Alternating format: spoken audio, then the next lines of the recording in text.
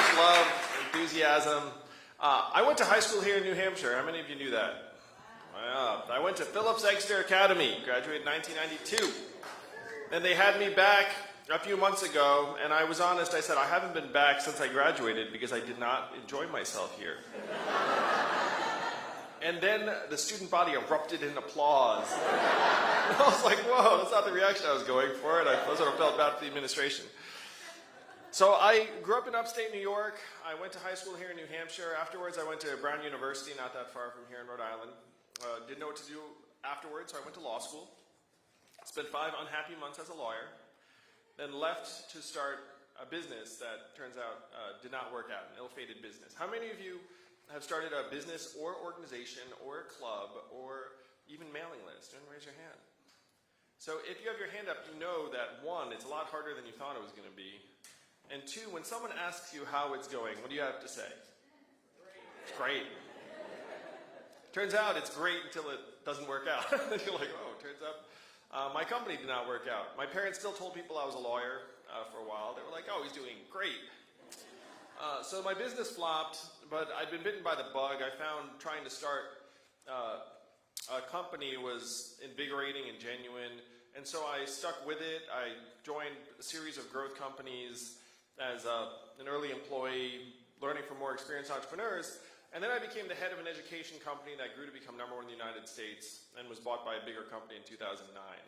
Now, 2009, 10 years ago, the country was still coming out of the financial crisis. How was that for you all in your communities here in New Hampshire?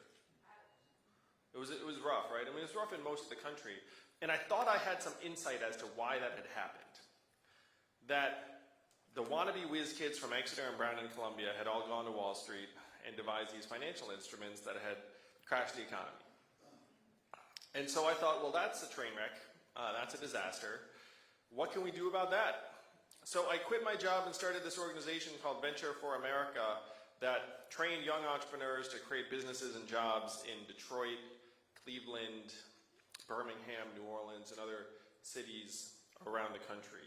How many of you grew up here in New Hampshire? Seems like probably a majority. Elsewhere in New England? Mid-Atlantic, like me, sort of like the New York, Pennsylvania crew. Midwest, anyone? Yeah, a few. South? West Coast? So when I started Venture for America, I donated some money to start the org, because that's what you do sometimes. And then I started calling rich friends with this question: do you love America? And the smart among them said, what does it mean if I say yes? And then I said, at least $10,000. And then 12 of them said, I love America for $10,000. It's like, I thought you did. So we had a few $100,000 to start, and then it grew. We recruited incredible young people that I'm proud to have worked with, helped create several thousand jobs around the country over the next 7 years. That's what got me recognized by the Obama administration. I got to bring my wife to meet the president. So my in-laws were very excited about me for about a week. I'm like, yeah, nice job. But during this time, during these 7 years, I started to have this sinking feeling, this sense of unease. Because when I traveled throughout the Midwest and the South, I was staggered by the disparities between regions. Where if you fly between St. Louis and San Francisco, or Michigan and Manhattan, you feel like you're crossing through dimensions or decades or ways of life and not just hopping a few time zones. And I felt like I was pouring water into a bathtub that had a giant hole ripped in the bottom, where for every job my entrepreneur organization was creating, we were losing tens or hundreds of jobs because of bigger changes in the economy. But I was still surprised when Donald Trump became our president in 2016. How did you all react when that happened in 2016, that November night? So there were some tears, some shock, disbelief. Some of you, and you know this, many of your neighbors celebrated. Like that, this was a massive victory for many Americans. To me, it was a giant red flag that tens of millions of our fellow Americans felt like it was the right thing to do to take a gamble on the narcissist reality TV star as president. Because I don't think there were many illusions as to who Donald Trump was or is, but they felt like this was still a better path forward. And so for me, that was a giant stop sign where I said, okay, I have to examine what the heck I've been doing and what the real problems are that got Donald Trump elected. If you turn on cable news today, why would you think Donald Trump is our president?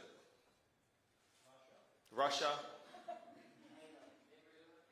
Cambridge Analytica. You know, you watch the Netflix documentary?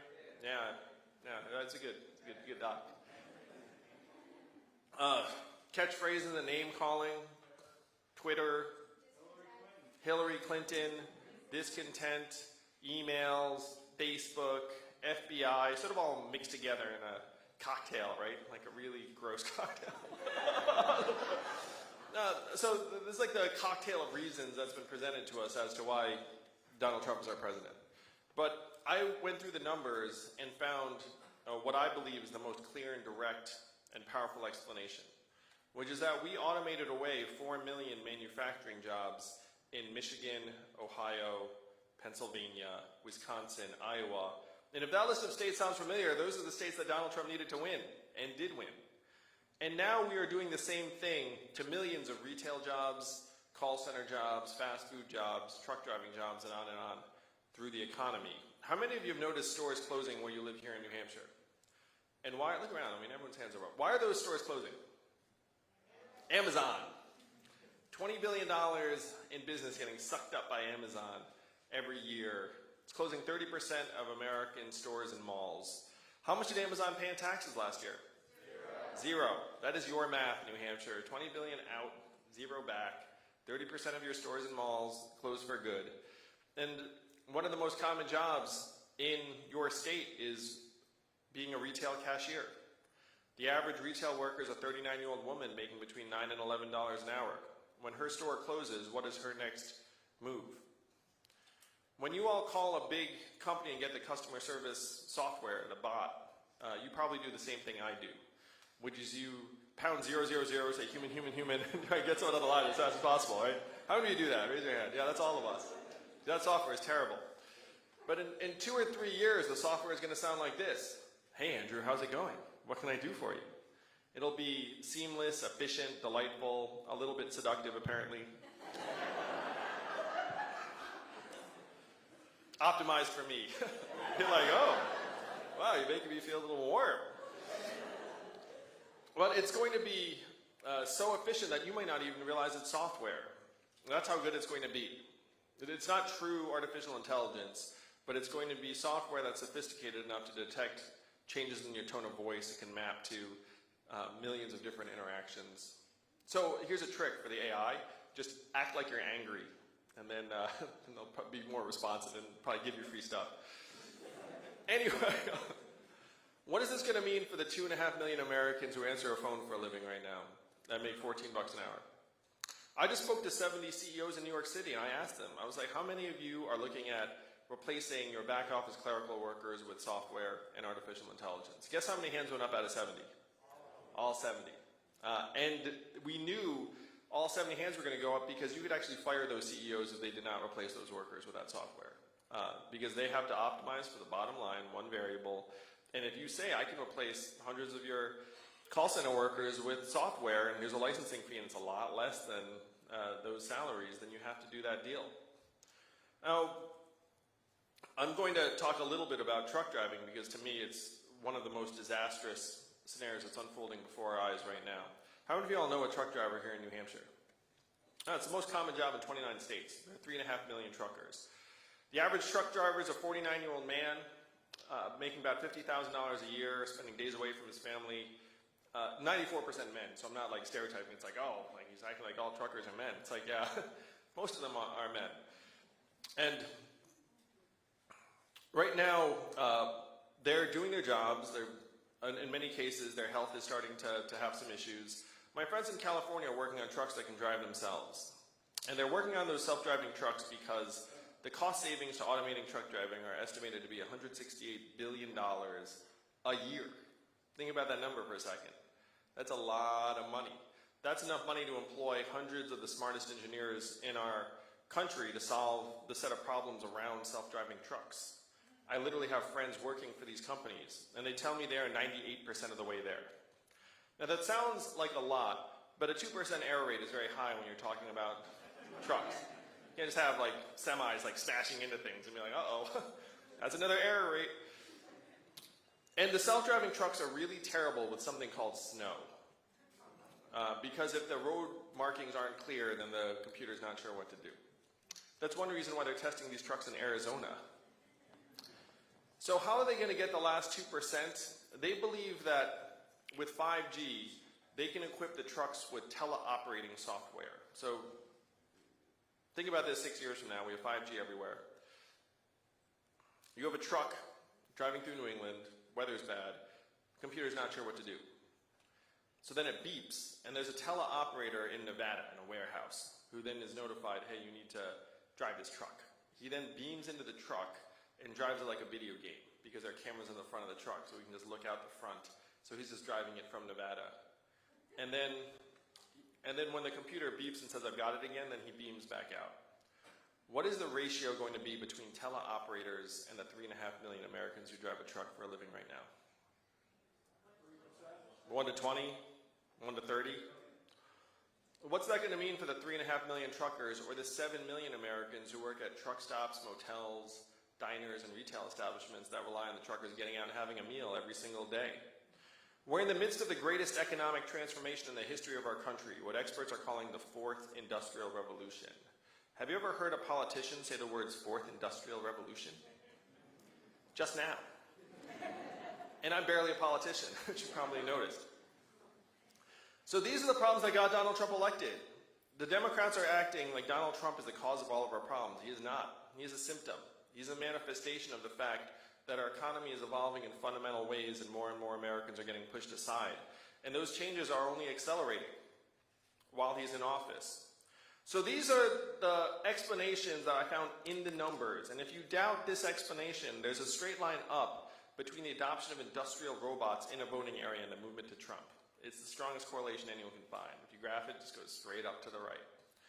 So my first move when I unpacked all of this was not to run for president, because I'm a fairly lucid person, fairly sane.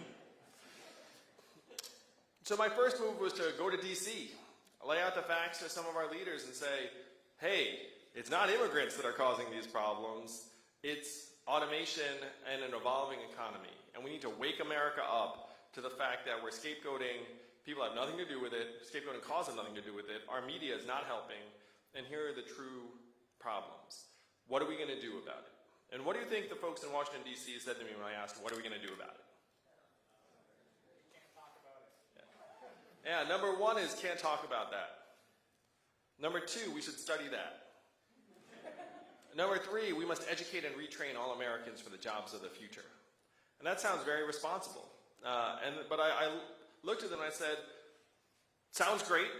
I looked at the studies. Do you all want to guess how effective the federally funded retraining programs were for the manufacturing workers in the Midwest who lost their jobs? 0 to 15%. 0 to 15%. That's right. He's Yang Gang. That's right. 0 to 15%. That's a fail by any standard.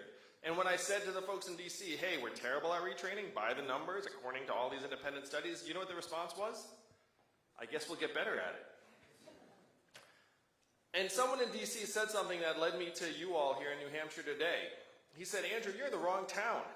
No one here in D.C. will do anything about this set of problems because this is not a town of leaders, this is a town of followers.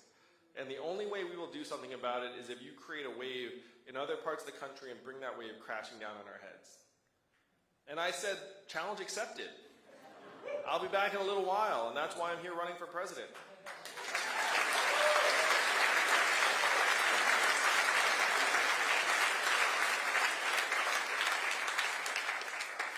That sounds like a movie supervillain speech, doesn't it?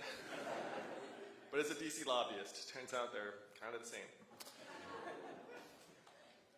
So I've been running for president a little while now, and as I'm here with you today, I'm fourth in some national polls.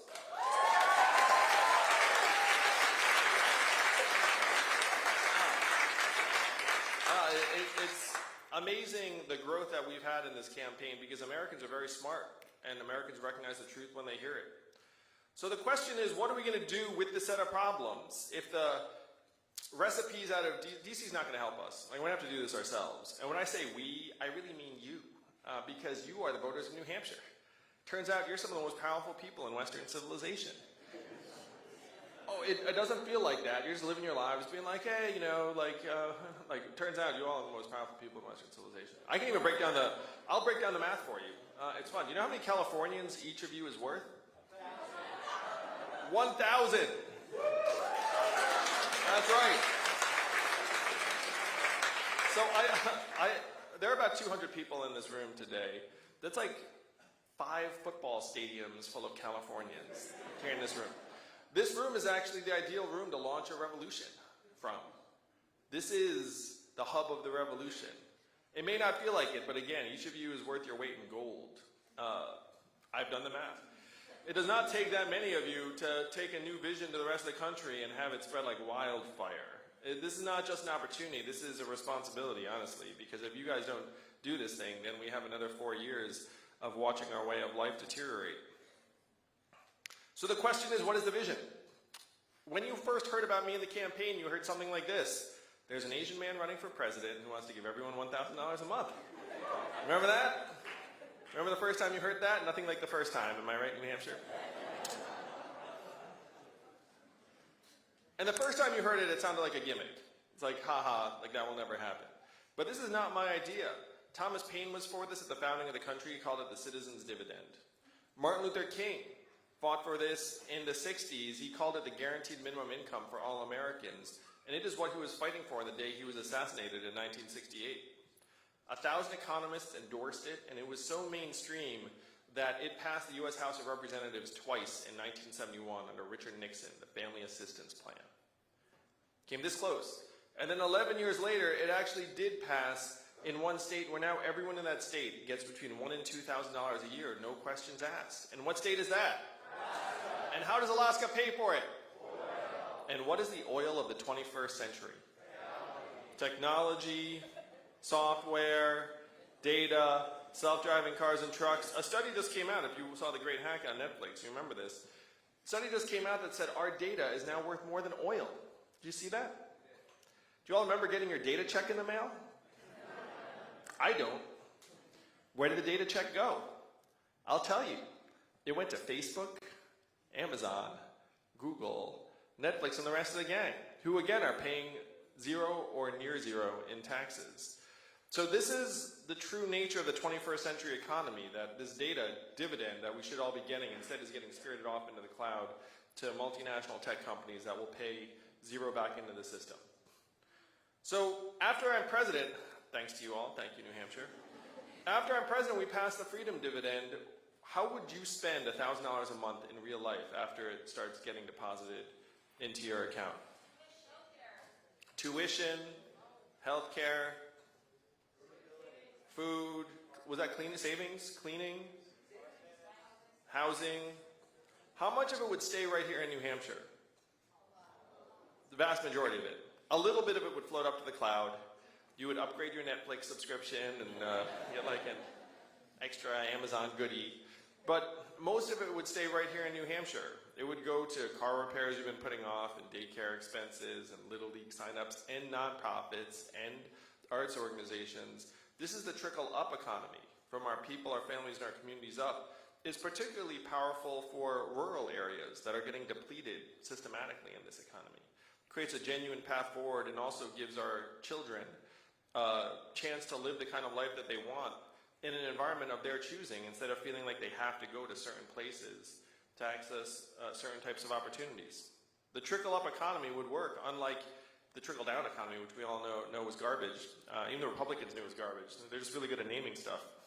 Though I think the trickle-down economy was a pretty offensive name if you reflect on it for a moment. It's like, what? Something's supposed to trickle down on me? What?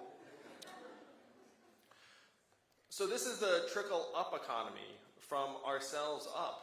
And the $1,000 a month, it's about everything but the money. I've been giving the Freedom Dividend personally to several families around the country. And when I saw one of the recipients, Kyle Christensen, who's taking care of his mom who's recovering from cancer, he was beaming when he saw me, and he said he spent some of the money on a guitar and was playing shows for the first time in years. And that's how he spent the money. Here in New Hampshire, Jodie Fassey used the money to repair her car. It went from like a crisis to an inconvenience. That Mallory Shannon spent it on going back to school. But in every case, it makes us stronger, healthier, mentally healthier, less stressed out, more productive, more optimistic. How many of you would agree with this statement? Americans feel less reasonable, less rational, less optimistic, and more susceptible to bad ideas than they did 10 years ago. How many would agree with that? And the reason why you have that feeling is that if you can't pay your bills, studies have shown that you have a mindset of scarcity that functionally decreases your IQ by 13 points, or 1 standard deviation. So, and I want you to think about yourselves in this situation, because we've all been there in different ways, where if you're stressed out about paying next month's bills and then someone comes to you talking about like bigger issues, big decisions, like I can't think about that right now, I gotta like think about right now. So if you put the majority of Americans in that situation, which we are in right now, because 78% of us are living paycheck to paycheck and almost half of us can't afford an unexpected $400 bill, then we start becoming more inward and subject to negativity and pessimism. The freedom dividend would actually reverse the mindset of scarcity that is tearing us apart and making us turn on each other. It's also making it much easier to scapegoat immigrants for, again, problems that immigrants have nothing to do with. Because if you feel like your kid's future is insecure and then someone comes on your TV and says they're to blame, then you're like, well, I guess that's the only story I'm being told, so I guess I'll go that direction. So this is the freedom dividend. This is a way we can actually start moving our society in a positive direction to be able to address the big challenges like climate change. But it's not just about the money in our hands, it's about what the money would mean. And then it's about solving the real problems of this time. So what do I mean by that? How many of you were excited about GDP when you woke up this morning? You're like, I hope I make a big contribution today. It sounds ridiculous. But GDP is the way we measure our societal progress at this point. And I talk about my wife who's at home with our 2 boys, one of whom is autistic. How much does her work count in GDP every day? 0, nothing. And we know that's nonsense. We know that the work she's doing is among the most important and challenging, and it's super hard. I was home with the boys for a couple of days, and you know what I said after a couple of days? Get me back to doing something easier, like running for president. And if you're a parent, you know what I'm talking about. It's really challenging. And so if GDP is leading us in the wrong direction, and to give you some parameters on this, GDP is at a record high. Also at record highs right now in America, stress, financial insecurity, drug overdoses, suicides. Our life expectancy has declined for 3 years in a row. Do you know the last time American life expectancy declined 3 years in a row?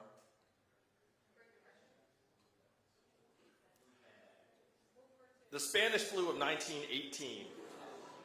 Global pandemic killed millions 100 years ago. You have to go back a century to find a time when American life expectancy declined for 3 years in a row. And we are back in Spanish flu territory now because suicides and drug overdoses have each overtaken vehicle deaths for the first time in American history. These are the reasons why Donald Trump is our president. And we have the wrong measurements. Even the inventor of GDP said this is a terrible measurement for national well-being and we should never use it as that. And here we are 100 years later being like GDP, like following it off a cliff. It really makes no sense on the face of it. So as your president, what I will do is suggest to you all first, if GDP is kind of a dud, what would actually make you happy if I said this got better in your community? Health and life expectancy. It's like we're living longer. It's like, yeah, that's cause for celebration. What else? Clean air and clean water. If I say your environment got better, that you'd be really excited about that. How about mental health and freedom from substance abuse? If I say we're actually getting happier and stronger where it counts. How about childhood success rates? We have measurements for all of these things, and as your president, it will be my pleasure to go down the street to the Bureau of Economic Analysis and say, hey, GDP is 100 years old, kind of dumb and out of date at this point. We're going to modernize it and include these other measurements and form the American scorecard. I don't need Congress to do this. This is just my Bureau of Economic Analysis. I can be like, hey guys, we're going to get with the program. And then I will report to you all, the American people, every year at the State of the Union, how we're doing in a PowerPoint deck. I'm going to be the first president to use a PowerPoint.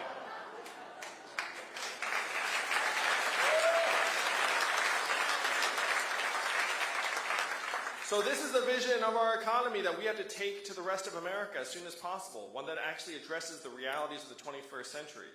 The truth is right now, as a society, we're very confused because we have been taught to equate economic value and human value and say they're the same things. And that if you have no economic value, then you're worthless. That's why you wind up with bizarre contortions, like saying we're going to retrain the truck drivers to become coders, or something like that, when that really makes no sense. And if you go with me to a truck stop, you'll know what I'm talking about. I mean, like, if you try and say, hey, would you like to be retrained? They'd be more likely to punch you in the face than be like, yeah, sign me up. No. So we have to be honest about where we are and start defining an economy in a way that will work for us. We are the masters, owners, and shareholders of this country. It does not feel like it. It feels like you're subject to this giant machine that you're just plugging into, and then you need to remain efficient. And if you stop running at any moment, then we will throw you aside. That is the way America feels right now. It also feels to most of us that our government is not ours anymore, that you have these giant pipes clogged full of money, millions and millions of dollars. And most Americans have given up. They think that their vote does not matter. For the most part, they are correct. But for you all, you're like the superpowered Americans, where if you decide to vote in a particular direction, you can flush the pipes out. It's unbelievable. That's why I love being here so much. This place is like the magic of democracy in a way that the framers and founders actually intended, and in a way that's been lost in just about the entire rest of the country. So that is why I'm here with you all. How many of you have seen, let's say, just hold up a hand and show us how many presidential candidates have you seen in this cycle so far? So this would be 5, this would be 2, 3 now, that's fine. 10, that's what I'm talking about. 10. Oh. So this is a sign of the power and privilege you have. You're a little spoiled by it. You're a little bit like, don't know about that Yang fellow, only met him the one time. But the reason why we're all here is because of the power you possess. And we need you to use that power to the advancement of our society as quickly as possible. When Donald Trump came up in 2016, he said, we're going to make America great again. And what was Hillary Clinton's response? America's already great. Remember that? And that did not win. And we need to acknowledge the depth and severity and nature of the problems, but also have genuine solutions. What were Donald Trump's solutions? We're going to build a wall. We're going to turn the clock back. We're going to bring the old jobs back. It turns out we have to do the opposite of those things. We have to turn the clock forward. We have to accelerate our economy and society as quickly as possible. And we need to evolve in the way we think about ourselves, our role in society, and our work and value. And I am the ideal candidate for that job because the opposite of Donald Trump is an Asian man who likes math. Thank you very much, UNH. Thank you. Thank you.